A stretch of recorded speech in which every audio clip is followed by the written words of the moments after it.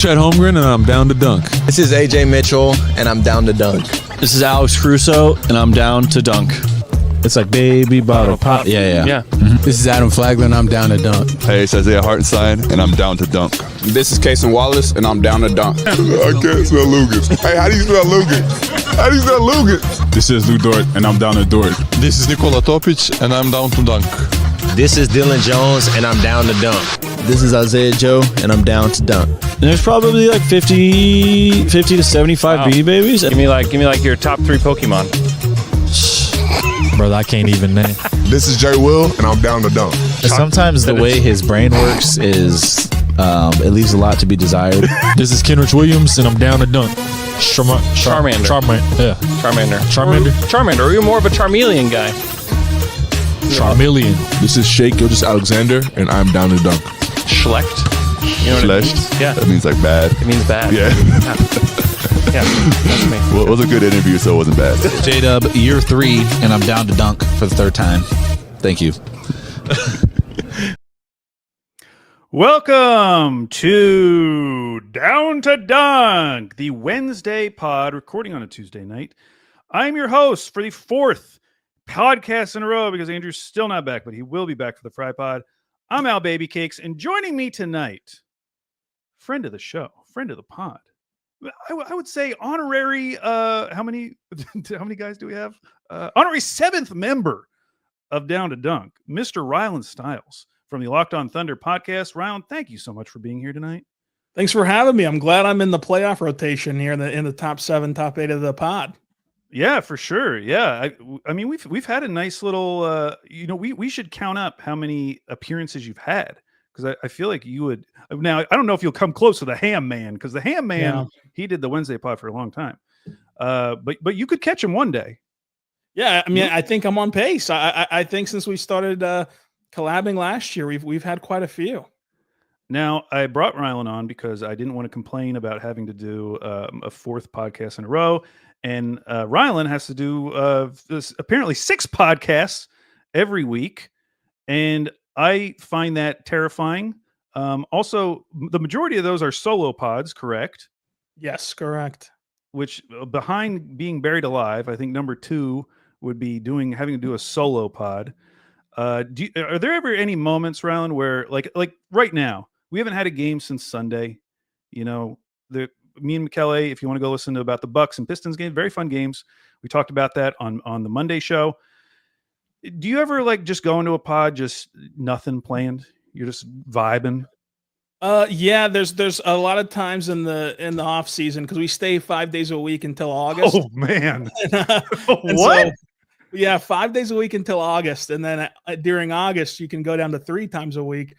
So how generous. Yeah, once it gets through the draft and the draft's like done and we can't just like lean on draft previews for prospects, it gets tough. And then especially if the summer league is just Buddy Boeheim, it gets really tough. But, you know, it's a great job, so it's hard to complain about it. But, yeah, there are nights, of course, where there's easier topics than others.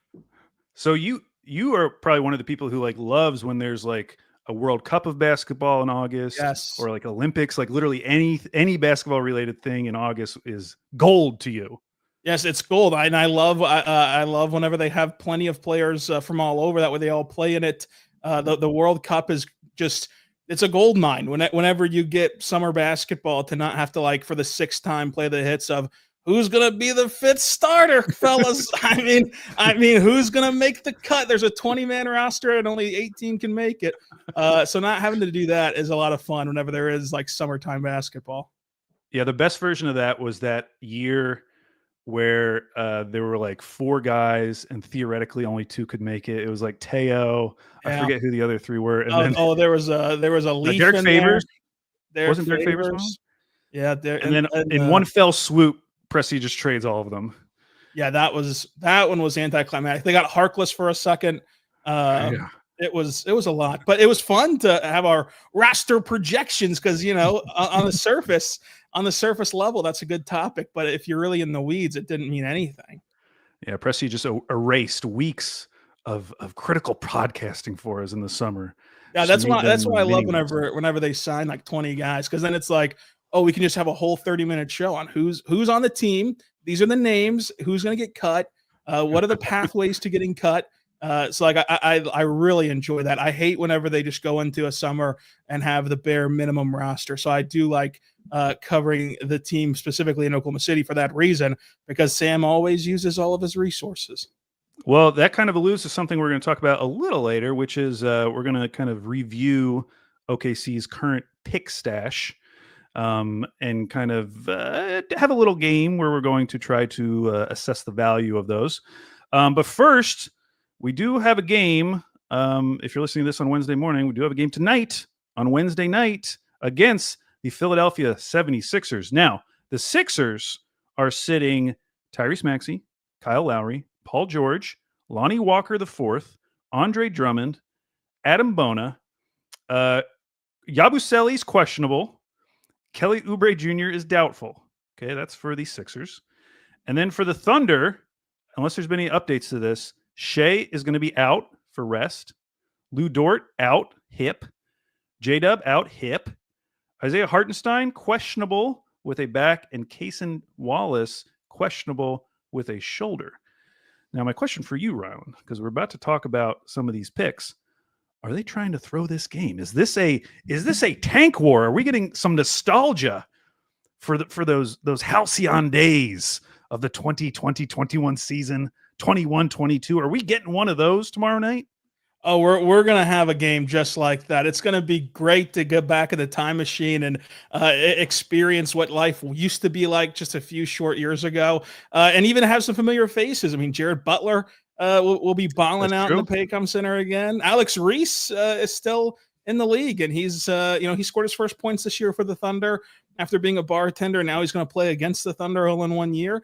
But yeah, it's going to be bad basketball. When you get to the point where you're not even playing Adam Bona, it's tough. It's tough for me to say anything other than just tanking. They've obviously shut down Paul George and Joel Embiid for the year, and they've gotten to the fifth best odds at the top pick. So I think that's about the best they can do. But there's no reason to put that in jeopardy for sure.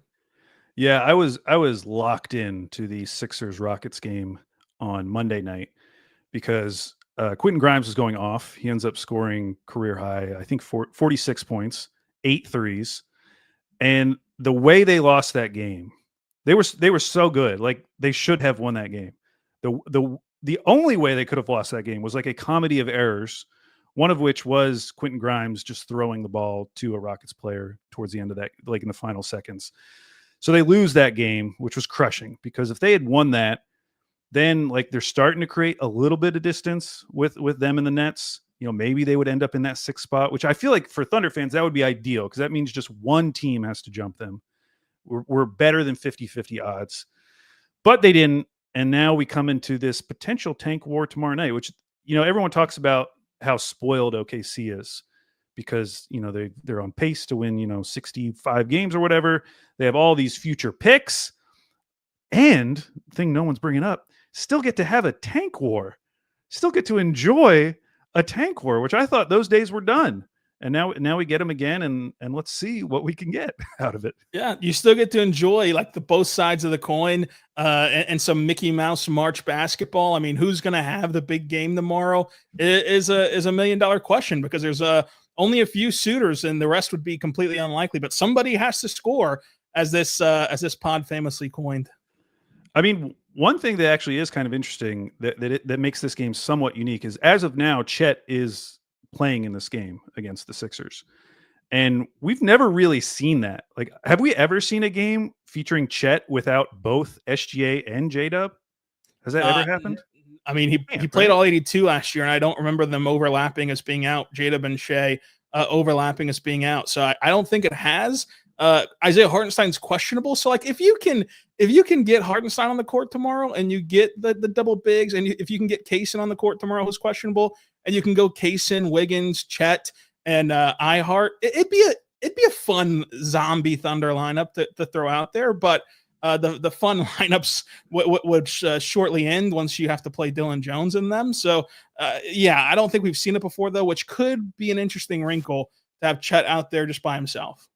Yeah, I mean, just from the standpoint of, we saw in some of these recent games, which was the Detroit game. Was that the Detroit game where he was really good? Like Yeah, he's really good against Boston, and he was good against Detroit. Detroit he didn't play. He was good against Milwaukee and good against Boston. It was the Boston game. Okay. The Boston game is the one I'm thinking of. We're just like Dub's out and he's kind of forced into this second scorer role. And let's just see what he can do. Well, now forcing him into primary scorer role. Let's just see. Like, why not? Let's just see what could Chet do offensively. I would like to see it. And I feel like this is a good team to try it out against. You know, it's not like you're going to be facing a lot of resistance here. I mean, that game against the Rockets, it did go into overtime, but that was a final score of 144 to 137. So I feel like we could get some. I mean, if Chet's ever going to have a surprise 40 burger, it would happen in a game like this, I would assume. Yeah, I mean, if you're looking at Chet and you're wanting to see what he can do offensively, and maybe this is too strong of a term, but get a baseline of where he's at after that hip injury as a scorer. I think that they've planned this week out very well because you had 2 days off coming out of that Boston game where he didn't play against Detroit. Then you had 2 days off coming out of that Milwaukee game, and now you play the Sixers. So he, as condensed as his schedule has been for the Thunder as a whole, for Chet specifically, he's played 2 games in like 7 days, and so he's fresh. And then you get an off day on Thursday as well before that Friday game against Charlotte, who's also not a great team clearly. So I mean, I think that they might have planned it that way, where it looks odd on the injury report, but it's an avenue to let Chet stretch his legs a bit and become more of a focus on the offensive end for a guy who's had to sacrifice a bit since he's been back, and just seeing what gear he can get to. I'd love to see it. And then we got that, you mentioned the home game against Charlotte on Friday. These should be 2 wins theoretically, although I think we'd all be perfectly fine with a loss to Philly. And then going on the road, playing the Clippers and the Kings, who, you know, as of right, I'm kind of like cutting out whoever's in 10th because like it's either going to be the Mavs or the Suns probably. And I just don't care about either of those teams.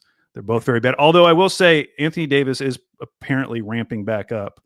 They're going to bring him back for reasons unknown. I'm sure you saw the AI video they made where Anthony Davis appears to be pointing a gun at his head. That might be a depiction of all Mavs fans after February 1st. But God, man, the hits just keep coming and have not stopped since the floodgates opened with the Luka trade. But yeah, those 2 games, Clippers and the Kings.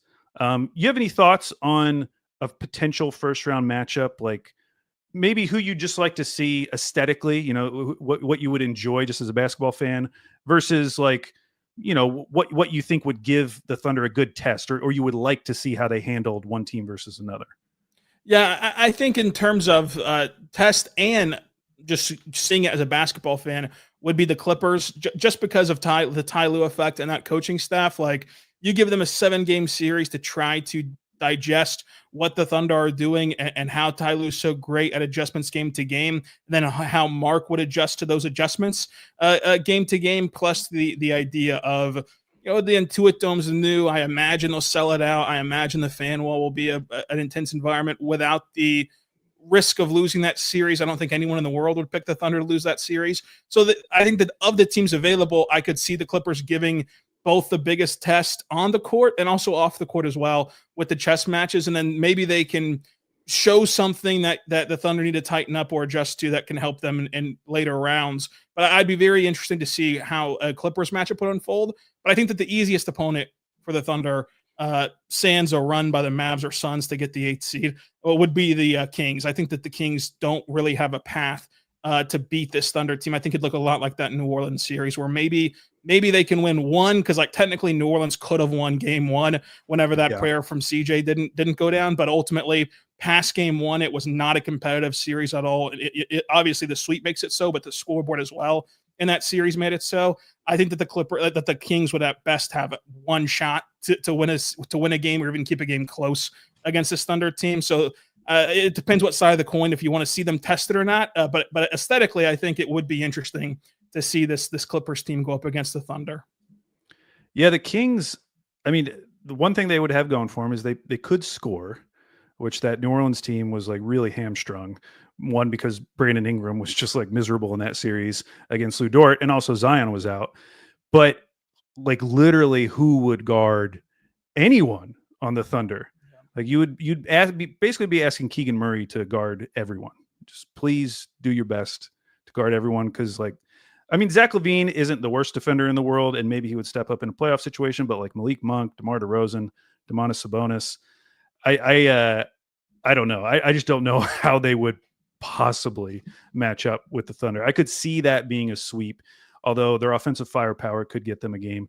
Now, the worst case scenario is like somebody's going to be in that 7 spot, whether it's like right after those 2 dumb games last night with the Warriors losing to the Nuggets without Jokic, and then the Wolves losing at home to an Obi Toppin 3, like an insane 3-pointer.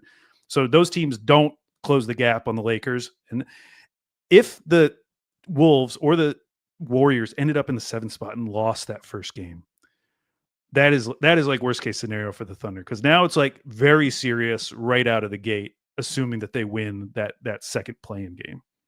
Yeah, I mean that's a nightmare scenario, a nightmare reward for the Thunder being as good as they are to get tested right out of the chute by Minnesota, who I think as long as you trust Chris Finch in the playoffs to not play Julius Randle a ton for that specific series and to lean in on a lot of Naz Reid at the center position, they can create a lot of advantages against the Thunder. I think that they can create more advantages against OKC than Golden State can, but Golden State has the star power, which we've always seen in the playoffs is the number one thing that you need to win playoff series and playoff games. So I think that that's why the Golden State gets more of an edge for most people of a scarier matchup for the Thunder. But I think X's and O's wise, the scarier matchup is actually Minnesota. So you really want Minnesota to win the 7-8 game and not get into the 8th seed and instead just take care of business in that play-in tournament. But yeah, if whoever gets the 7, if they lose that first game, wow. I mean, it would be you talk about different runs of who had an easier run, who had a cleaner path. If the Thunder were to then draw Minnesota or Golden State round 1, and they still went and pulled off what we think they can pull off, then this would have to be one of the hardest runs in the playoffs. Yeah, either of those teams, and then like Lakers round 2, Denver round 3, like something like that. Yeah, that would challenge like 2011 Dirk of what he had to go through. That would be crazy. Hoping that doesn't happen. We would become huge Kings fans for that second play-in game. And the one good news is that both the Clippers and the Kings have really tough remaining schedules. Clippers 3rd most difficult, Kings 5th most difficult. And I should mention Lakers is 4th most difficult. So at least that first play-in game should be at home for whoever it is. If it's the Wolves or it could be the Lakers too. I mean, there's still a lot of time left. Okay, so that's the playoffs. But now it's time to talk about future draft picks, because as I mentioned, there hasn't been a game in a few days, and I was trying to think of something we could talk about. And so why not give a nice little update on the pick stash? What's more obnoxious than a Thunder fans who are in the midst of a 65 win season? Shea's probably going to win MVP. And instead of talking about any of that, we're just talking about our future picks. We're just talking about all these goodies we still have that is totally separate from what's happening on the basketball court. But I do think it's worth talking about or at least checking in, because I think it's easy to kind of forget what these picks looked like. Like a lot of these picks that we're going to talk about, they looked a little different at the time they were traded. I mean, the one that I was thinking about, and the reason why I'm bringing this up is because there was a question on NBA Reddit about like who has the better pick stash, OKC or Houston. And personally, I think at this point it's kind of clear that Houston does, just because they have 2 unprotected Phoenix picks in 27 and 29, and they have that unprotected Dallas pick in 29. Like those picks being all unprotected and being from those teams, I feel like are primo. But that 29 Dallas pick, when that was traded as part of that deal last summer, like no one thought anything of it. All the focus was on those Phoenix picks. Now all of a sudden that's really juicy. So what we're going to do is we're going to have a Pickin draft picks draft. And it's kind of like, it's a little Inception. It's like a draft within a draft. Very exciting. If you're following along on YouTube, I'm going to bring up a beautiful Excel spreadsheet I made of the 10 extra future firsts that the Thunder have. Now, I will say that some of these, I'm not going to get into like all the details about some of these picks, because some of these picks, like the Thunder get the best of their own pick plus 2 other picks or something like that. We're going to assume, for the sake of argument, that the Thunder's picks going forward are no good. They're going to be trash. End of the first round. We're not even going to draft those picks because who would want them? They're going to be so good. Probably be pick 30 every year, right? Yeah, hopefully. I mean, we'll see. We'll see. I mean, maybe not this year because of Cleveland, but at 29. So what we're going to do is we're going to go through these 10 extra firsts that the Thunder currently have. I'll introduce them. We'll kind of review them real quick. And then, Rylan, you'll draft what you believe is the best pick out of this bunch. And the way I told you to think about it is like if Adam Silver came down and he said, you all are just too good. You're winning all these games. You're championship favorites in the West. And yet you have all these picks. You can't have it all. So I'm only going to let you keep like a handful of them. So I want you to be thinking about that, which ones you would hold on to if Adam Silver did this very illegal thing and tried to take away our picks. Okay. So quickly, we'll go through them. First, 2025 Clippers pick, unprotected. The 2025 Sixers pick, which we alluded to earlier, top 6 protected this year. Top 4 protected the next 2 seasons, 26 and 27. If for some reason it hadn't conveyed, I don't think the Sixers will be a franchise because their fans will burn down the arena because that would mean they've been in the top 4 for like 3 consecutive seasons. But it does turn into a 27 second if we don't get a pick from them. The 25 Heat pick, we all know that one. Lottery protected this year, unprotected in 2026. And the Heat, what a miserable team. They are currently in the 10 spot. They have fallen below the Chicago Bulls. Now, they have technically the exact same record, but they have lost 8 in a row. It is possible that the Heat will need to win 2 road games just to get into the playoffs and not give up 2 unprotected picks because, as I mentioned before, that would not only send an unprotected pick to OKC next year, it would also send an unprotected pick to the Charlotte Hornets in 28. And if you think about it, that Terry Rozier trade, if you can find it in yourself to blame him for them being the 10 seed this year, which I kind of think you can when you look at his stats and some of the low light reels of Terry Rozier's play, you can kind of argue that Rozier trade cost them 2 unprotected firsts because they weren't able to make the playoffs this year, if that happens. That's a very funny pick. I just can't believe it's ended up like this for the Heat because of a trade for Terry Rozier, of all things. It's just been terrible for the Heat. They've now tied Utah for the most double-digit blown leads this season. It's just crazy to think about. And this is the longest losing streak Eric Spoelstra has ever gone on in his coaching career, which illustrates how great they've been to this point, but also how bad it's been this season. And I know we want to trust Heat culture and everything, but like you mentioned, having to play 2 play-in games. If they go in as the 10th seed, the 10 has never survived the play-in tournament in the history of the play-in tournament. So they'd have to make history to actually get it done. Yeah, it's incredible that because you look at their team. I mean, compared to some of the other teams that I think are a bunch of losers, like they've got some guys on their team. Yeah. Like Bam is obviously a good player. Tyler Hero is an all-star. Like they've got even their young guys have all shown flashes. Like Khalil Ware, a lot of people like him.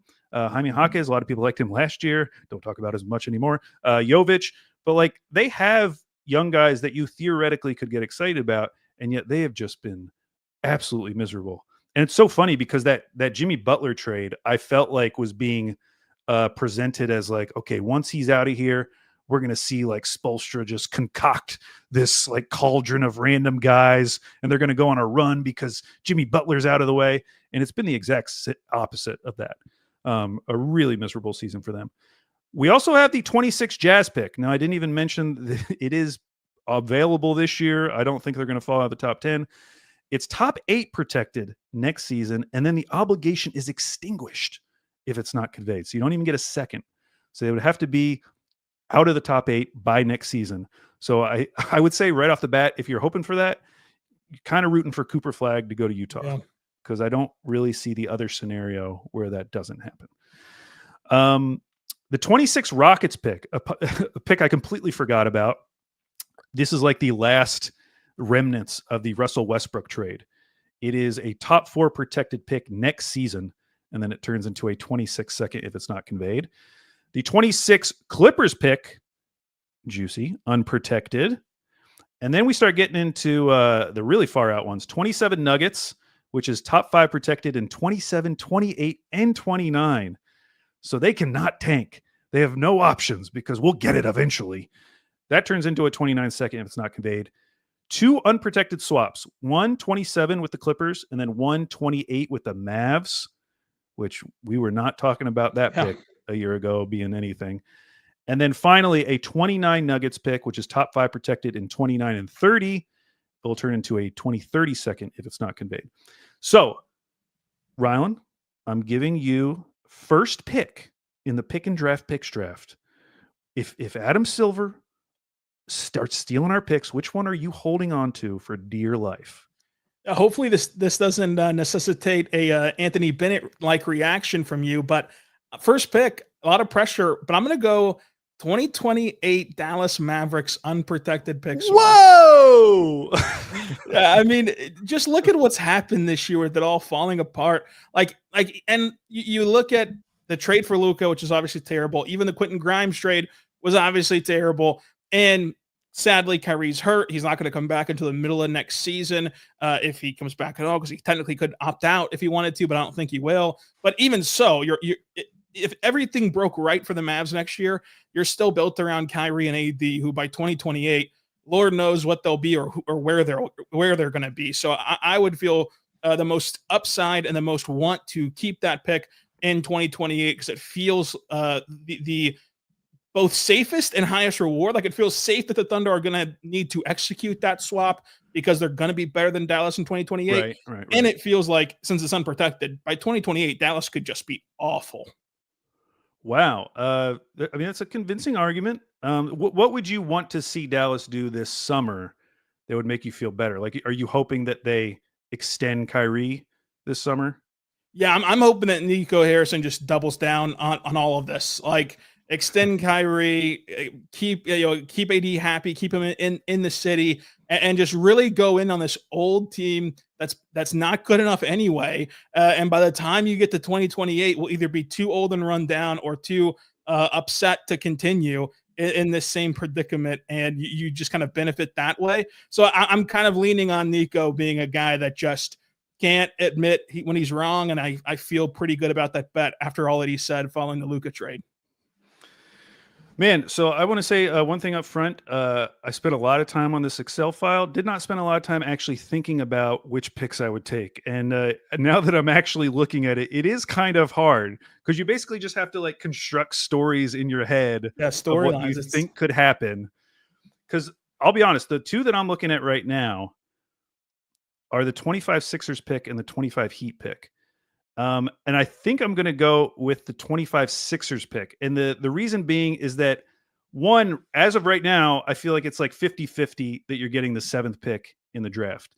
And the 7th pick in the draft would be the best pick the Thunder have gotten from any of these trades. I mean, previously it was the J-Dub pick, right? From the Clippers. Yes.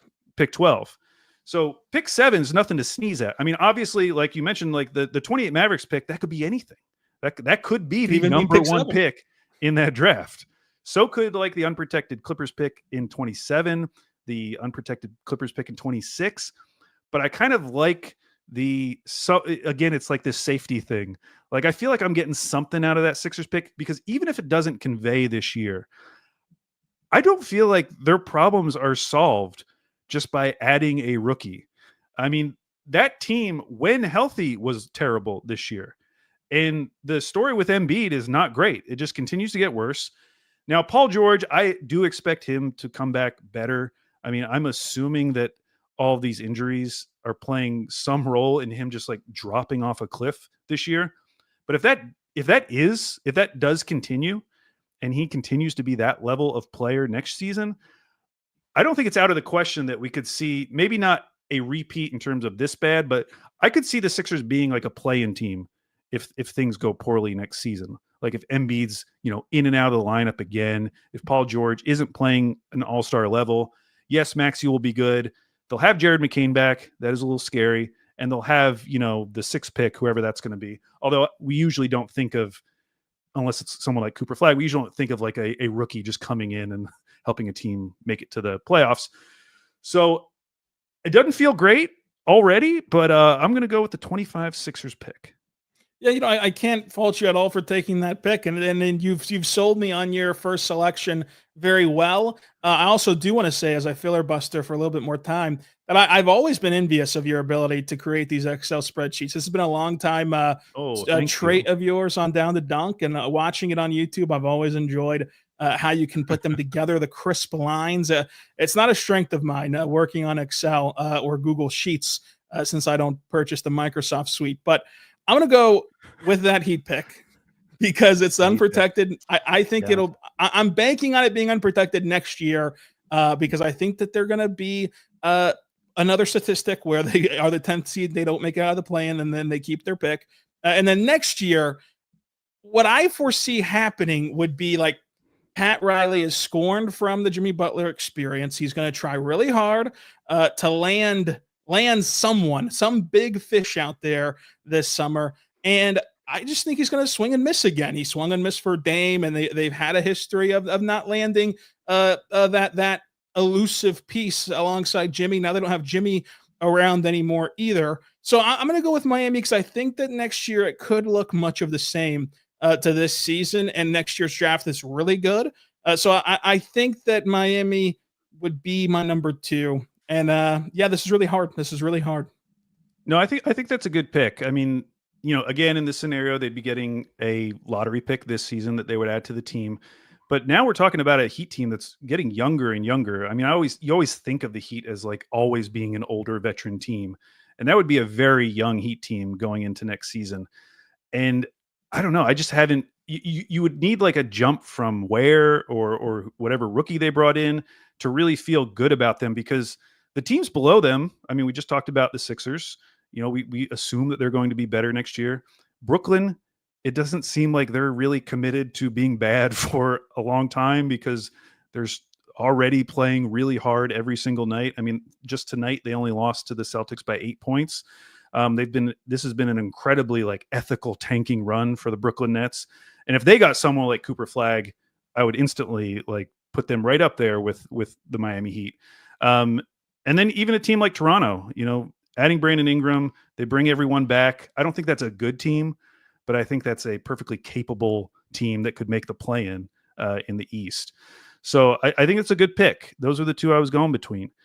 So for my next pick, here's where I have to start telling some stories, because I'm deciding between the 26 unprotected Clippers pick and the 27 unprotected Clippers swap. Now, here are the arguments for both. 26 pick next year. The problem with that one is it's this exact same team. And we've seen that this team is perfectly capable of putting together a good season. Now, injuries are always a factor. We don't know what's going to happen with Kawhi. James Harden is getting older and older. So it's possible that they, fall off a little bit, but I don't feel great about that. And also I think adding Bogdanović is really nice. Like if he just comes back and is healthy, like that's a real rotation piece that they have to go along with Norm Powell. If you go with 27, which I'm going to do, the 27 unprotected swap with the Clippers, what I'm betting on is that James Harden has a player option for next year. They're going to re-up with James Harden. They've already re-upped with Zubats. Norm Powell would be the year after that. Now, theoretically, they are setting up for a free agent spree in 26, but I'm betting against that. I'm betting that it's not going to happen for whatever reason. Part of that is if they're going to re-sign James Harden and extend him for a couple more years. If they decide to, bring back someone like Norm Powell, although he might not be making $20 million a year again, they're going to have some money in 26, but a lot of people are going to have money in 26. I mean, we just talked about the Heat. The Heat are kind of set up really well for 2026 free agency.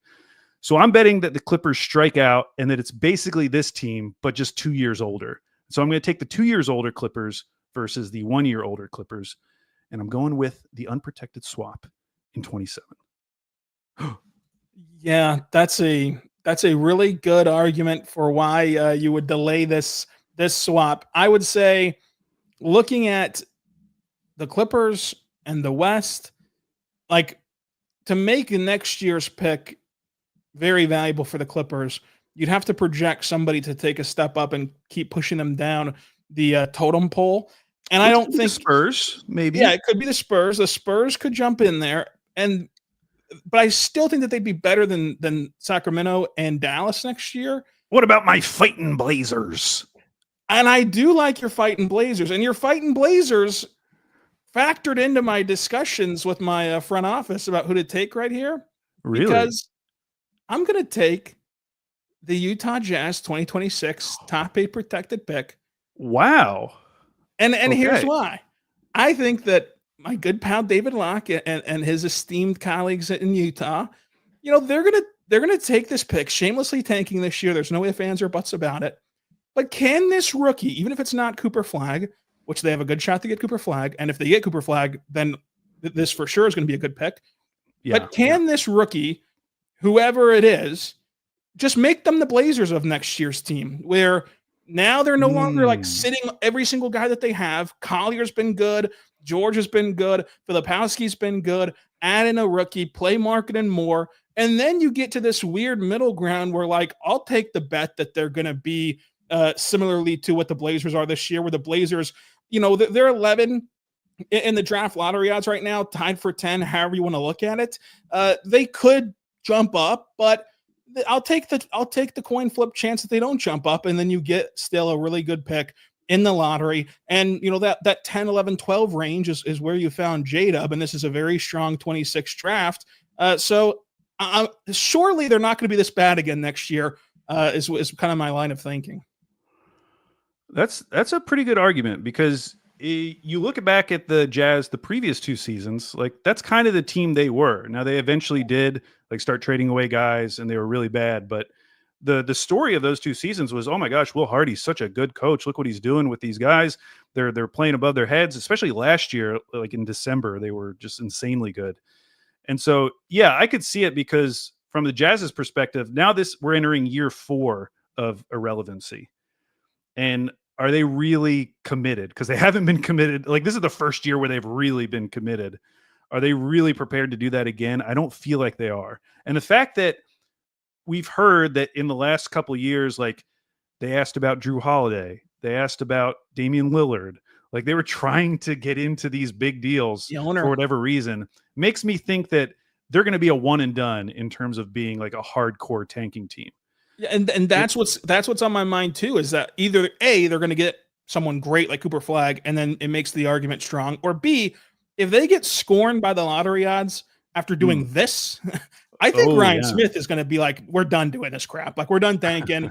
Just play the games and let's see what happens. I think that there's a little bit of that ownership meddling that could come in here too with Utah to make this pick even more juicy, as it only needs to escape the top 8.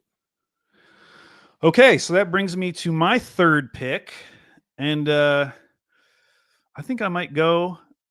I might just take the future, Rylan. Just push it out as far as I possibly can. Bank on us having no idea what's going to happen in 4 years, and take the 29 Nuggets pick, which is top 5 protected in 29 and 30, 2032nd if it's not conveyed. Now, by that point, Jokic has a $62 million player option the year before. So he will probably get out of that, and they'll extend him for, I bet contracts will be like $100 million a year at that point. Even if he's still really good, like we're talking, that's the final year of Jamal Murray's deal. Like Jamal Murray will be making $62 million that year. Aaron Gordon will have a player option for $37 million that year. So if you factor in Jokic making whatever he's making, I do wonder if they're going to have that much more flexibility by that. I mean, I'm talking all the way on 2029, and they already have $62 million committed to Jamal Murray. So if that's the case, and they just like don't have a lot of flexibility going forward, well, you're basically now betting on Calvin Booth to like hit on some more draft picks, which I don't really feel like he's done. And I haven't really liked the trades they've made. So I was debating whether like 27 is a little too soon, or whether I should just go for it there. but I'm going to push it out, the unknown, and go with the 29 Nuggets pick. Yeah, I really like that selection because of all the factors you mentioned, and what separates them as like a team that I really struggle to find the direction by 2029 is the fact that they haven't hit on their picks to where like the Thunder will, as soon as this summer, have money tied up for that long of a tenure, but they've got all these draft picks to help them out, a better asset pile in the future than Denver has. And they've gotten such great contracts and players like Wiggins' deal and Joe's deal, how much of a bargain that still is after re-upping them, that you feel good about the flexibility and the viability of the Thunder's roster versus the Nuggets roster, to where the Nuggets could be in harm's way when it comes to 2029. So I really like that pick. And so that brings us around to your fourth pick. Wow. And I would say, hey, listen, I feel like there's still some good picks on the board. There are. There's two that I'm eyeballing right now, and they both are the color red, and they're both in 2026. And I think that I'm gonna have to go with the Clippers because, frankly, it's just unprotected, and I think that the Clippers can't, make up a ton of leeway here. But I do think that the Rockets, like they're the 2 seed this year. But next year, when you have a full season of Luka, LeBron, I think Denver will be pretty much the same as they are this year, next year, where they're a good regular season team, but not a great one. What does Steph and Jimmy look like for a full year? Memphis is always a team that you have to worry about in the regular season. So I could see a world where Houston goes from like the 2 seed all the way down to the 6th, 7th, and makes that pick better. But I can see an easier path where the Clippers are still only in the play-in tournament. And if anyone leaps up, like what if the Spurs get it together clearly with just by getting healthy, but what if we were fighting Blazers to do something frisky in the offseason? And then the world comes crashing down in LA where like, what if Kawhi gets hurt, knock on wood that doesn't happen. And then if that did happen, which hopefully it doesn't, then James Harden can't, and Norman Powell can't carry them to the success that they've had this year and duplicate that next year. So I'll go with that Clippers pick, but I do think that the Rockets pick could be a little juicier than we believe. That's interesting because in my head, I just kind of put that one aside. Like if I have to take that one last, I'll take it last. But the scenario you're kind of presenting is kind of the scenario that we saw with the Kings a few years ago, where like the Kings were a good team and they ended up, I think, like at the 4th seed or something like that, or maybe even higher than that. And they were 6. Yeah, they were 3-6, and they were a really good team. And they came back the next year, and I think they won like one fewer game than the year before, but the West was just so much better that they got shot down to the play-in. And maybe you could see that. I mean, I do think the thing the Rockets have going for them, as I mentioned earlier, is they have so much ammo to make a huge move this summer. And if for their sake, I hope it isn't KD. But what if it is? Then for this pick's sake. Hey, it's been pretty nice having picks for KD teams. So yeah, that'd be pretty good. I just hate the idea of them using any of that Suns capital on a KD trade when a Booker trade could potentially be down the road. And you just swap Booker for Jalen Green and like their team makes so much more sense as like a team that you're really scared about in the playoffs. So interesting, but I don't think I'm going to go with that pick because I think ultimately I still view that pick as being like a late teens pick at best. Though you have talked me into maybe there is a little bit of a bottom there that is interesting. So now I'm down to the 25 Clippers pick this year or the 27 Nuggets pick. The 25 Clippers pick is unprotected. It's this year. If they were closer to being the 9 seed, I think I'd go with it because then they would only have to, they could lose one game or they'd have to win 2 games to get into the playoffs. Whereas now they could lose a game. I mean, they'd have to lose 2 games, which we have seen that before. That is how we got the J-Dub pick. They lost 2 games in a row. And that was an awesome experience, and I hope it happens again. But it is a little risky. That is probably going to be a mid-teens pick. The 27 Nuggets pick, this is probably just more just hating on the Nuggets if I take the 27 Nuggets pick, because there's really no reason for them to be like really bad in 27. Like Jokic is an Iron Man. There's no reason he wouldn't be there in a couple years. I mean, at worst, should be a pick in like the late teens or early 20s. Is there any upside with that Nuggets pick that I should be thinking about, Rylan?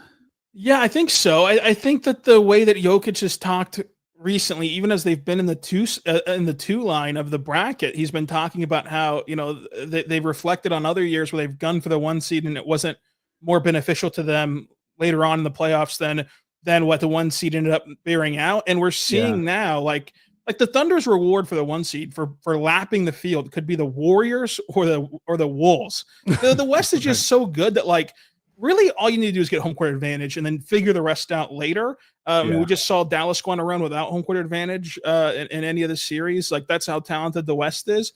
So I could see a world where in 2027 that veteran, that wily vet locker room just doesn't care. They're aiming for the 4, not the 1.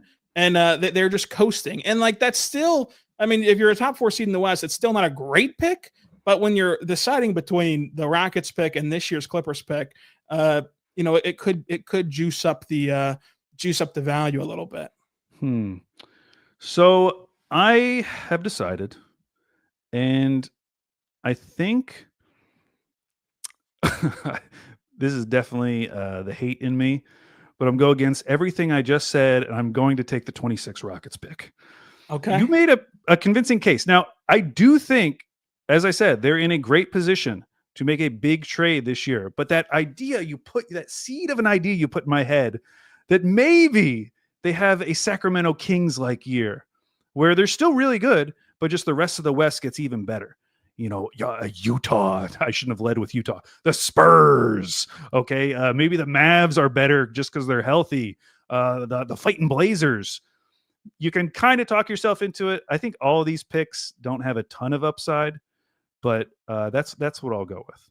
So I like that. And now we're deciding between the 25 Clippers pick unprotected and the 27 Nuggets pick, top 5 protected in 27, 28, 29.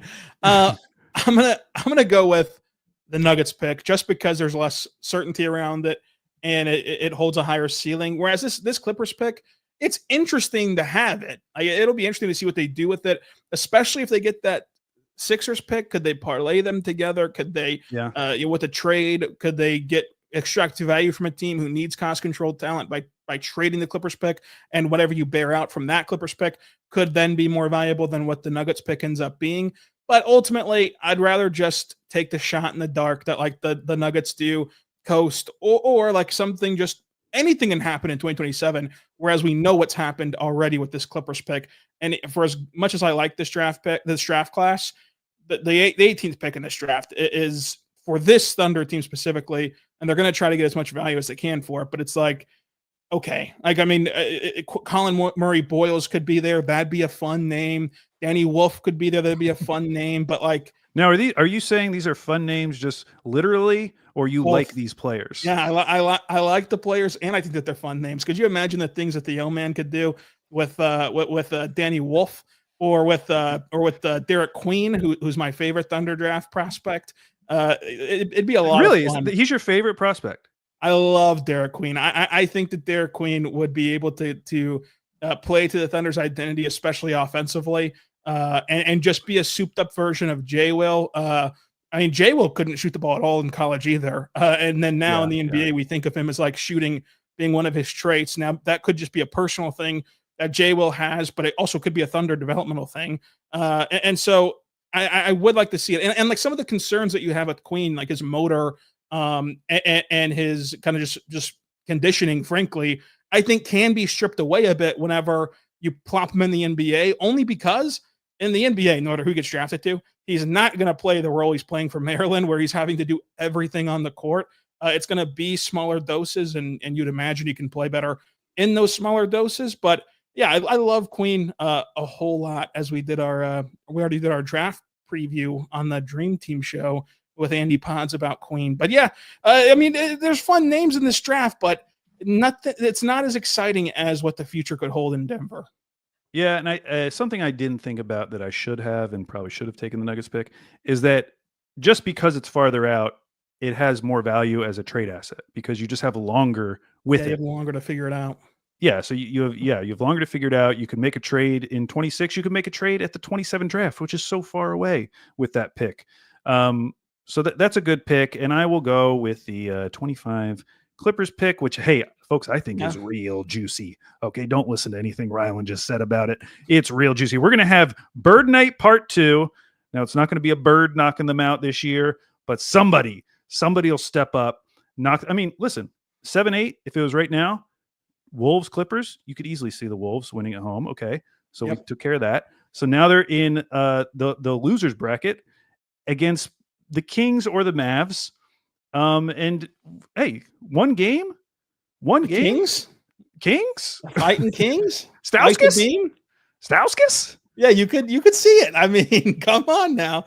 I like that. I like that pick actually, because I mean, really, at least your pick, like at least the Clippers pick, is rooted in something tangible. Whereas the Nuggets draft that I had is just like, hey, we'll see. You know, it could be anything. It could even be the 18th pick. The way that we already know this Clippers pick is for the Thunder. So, and you've painted a great picture. I mean, I think back to the play-in tournament last year, where like you remember the narrative around the Pelicans when they were playing in the play-in, like Zion, he's here, he's playing meaningful basketball, he's excellent, and then all it takes is one bad break, like Zion getting hurt, and it changed their whole outlook.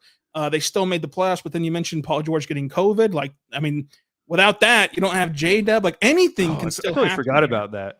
Was that the second game? Was that the Pelicans that was the second game. That was the Bird Night. That was Bird Night. He got the Bird Flow. That's so crazy. That is the series of events that led to. Now, it doesn't make it as special when you realize that like they just traded into the Usman Jeng pick. Like they could just do whatever they want. Yeah. But if we had only had that 112 pick, everything that had to happen for that pick to land in OKC's lap, beautiful. Just a beautiful sequence of events. And the fact that it was the Clippers of all teams, the team we made the trade with. I think emotionally that does give us bonus. Like for you have 2 Clippers picks, I only have 1. It does give you bonus points of like, yeah, but if your 27 and 25 Clippers picks parlays into something tangible, like it'll automatically boost up the emotional edge for the fan base of just getting to recall that trade. Well, yeah, at the very least, just to make the new graphic of the trade that you can tweet out and show the updated, like who we got from it. Okay, so let's look at the final tally. I think Rylan beat me.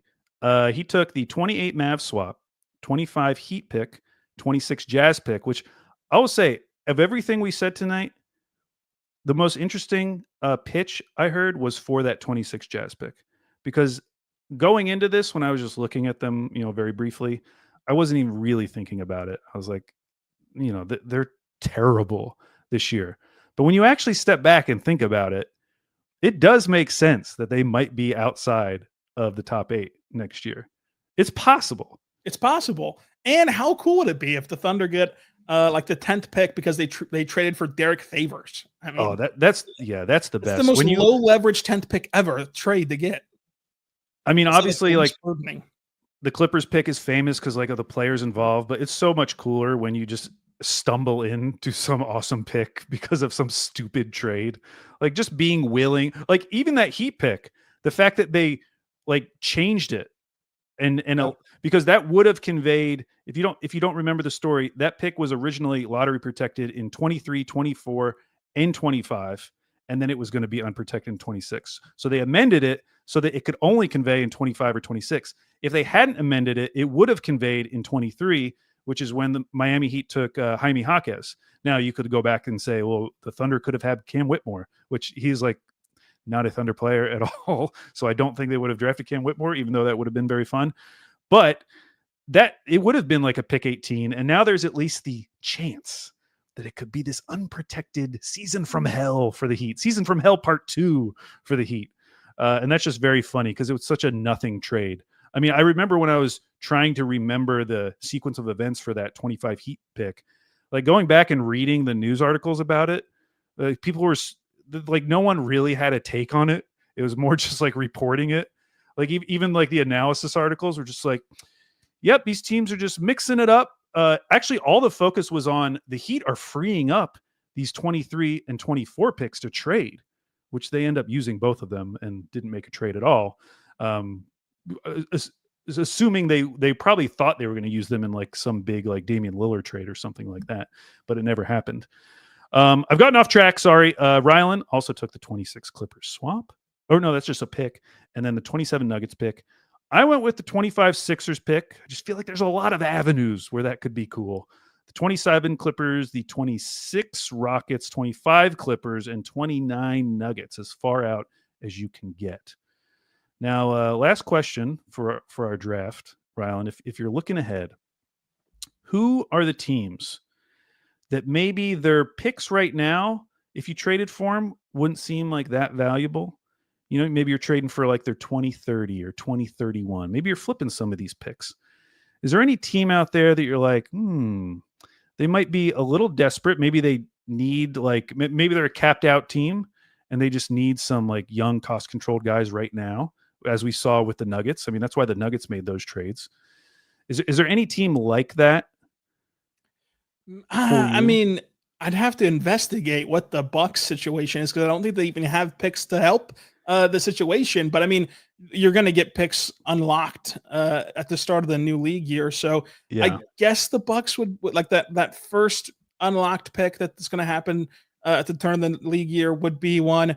I'd still want to get in on some of the Philly action if I was other teams. If they want more Philly action, more Philly action, because okay. I could just see them, just Philadelphia falling into the cycle of continuing to dumping money into this roster that's not good enough, and then sporadically they have years like this where just everyone gets hurt, and you know with Embiid and like Paul George at the helm, everybody gets hurt, and there's just nothing left.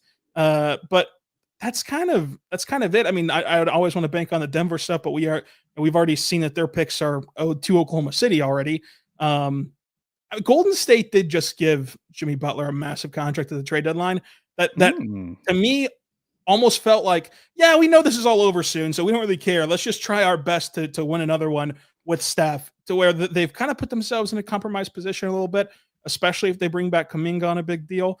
Which I assume they're going to have to. I mean, they're going to have to match whatever it is that he gets thrown out there this summer. So Golden State would be another team to monitor, but that's kind of it, because like the Suns have already given away all their picks.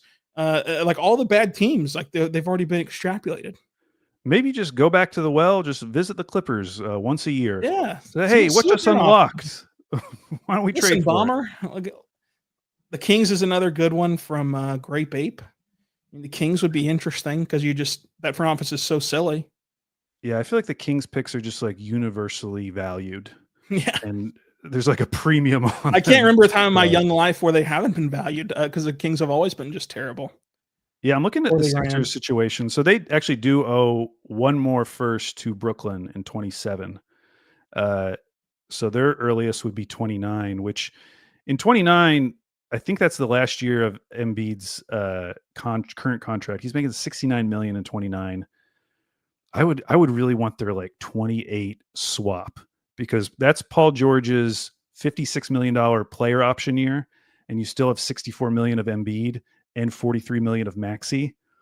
I mean, that's $150 million right there, three guys, and we're talking about 3 seasons from now. So that would be juicy. I'm assuming at this point, Daryl Morey kind of sees what's coming down the road. They're going to be holding on to a lot of those picks. And to their credit, like they've got a 28 first from the Clippers, which is unprotected. And they also have a 29 first from the Clippers swap. That one is protected 1 through 3. That's nice for them. That's pretty good. I mean, I just can't wait to see how another summer goes in the NBA. Obviously, all the attention right now is on the Thunder having a chance to win a championship, but we're still very young in the new CBA and all the ramifications from it. The Thunder are very well set up to handle those ramifications, but other teams are not. And so what is there going to be something that teams are forced into doing that just sucks for them that other teams can capitalize on? I'm very curious about. And the flip side of that, I was thinking today, like, you know, their cap sheet is fine for the next couple seasons, but once all those big contracts hit, would Presti and let's say there's a player, I'm not going to name anyone because I don't want anyone to get mad at me, but let's say there's like a role, because I feel like everyone on this roster is on a good contract or will be on a good tradable contract. Would he be more likely to trade a guy a year early in order to get a future first, as opposed to just like playing the contract out if he knows that he's not going to be able to extend him at the number that guy's going to want? Because I was trying to think, like, how else are they going to get first going forward other than just trading first that they currently have for future firsts? And I'll be interested. I'm talking like 3 years from now.